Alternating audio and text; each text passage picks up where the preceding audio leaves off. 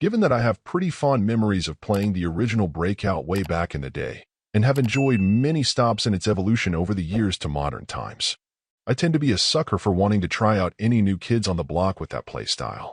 Dungeonoid 2 Awakening absolutely has elements that it shares with classics like the Dungeonoid titles, but it also does things differently than I believe I've ever seen with this style of game. The biggest shift is the fact that you don't stay in place, statically working on a single stage until all of the blocks are cleared, and while this adds new excitement, it also absolutely introduces new frustrations as well. Starting with what works, for the most part the controls work well enough given that you're not able to play it with the classic spinner, and are instead relying on the analog stick. Now, I've played games where it's implemented a little better, but the base movement speed and ability to speed up a bit by holding down a button are at least reasonably helpful. I also appreciate your swipe ability, which can do a lot of damage in a hurry if you time it correctly, but I do wish that correct timing wasn't so heavily delayed. Finally, the inclusion of 4 different classes, which offers slightly different core stats and super abilities, also allow for trying to find what combination best suits your general style. The issue is really the game's downside, and the foremost problem is just how frustrating and difficult it tends to be, even very early on. The biggest contributor to the exasperation is also the one thing that really makes the experience unique, and that is the fact that the space you're in tends to be consistently in motion, which causes formations of bricks and even enemies to pass through the area you're in and then right past you if you don't manage to destroy them first.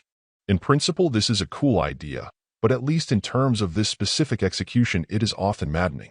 The first casualty tends to be your realistic chances of grabbing power-ups that fall down since your window of time tends to be short and not staying with the ball is quite risky.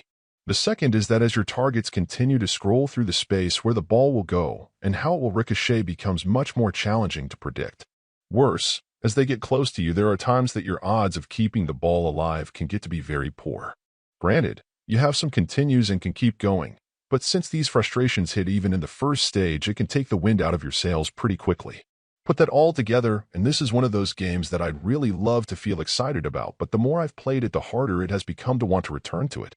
The elements are absolutely there for a great experience, but a slower ramp-up in difficulty or more careful consideration of how to deal with the problems the moving play area produces could go a long way to making it more approachable. Considering I normally think of this type of game as appealing most to semi-casual players, the degree of difficulty feels like a pretty serious misstep, making it hard to tell what audience it is trying to appeal to. Overall, my final score for the game ended up being a 6.3. Thank you for taking the time to listen to this review, and if you'd like more information or ideas of indie games worth checking out on Switch, be sure to click on the link provided in the description. Until next time.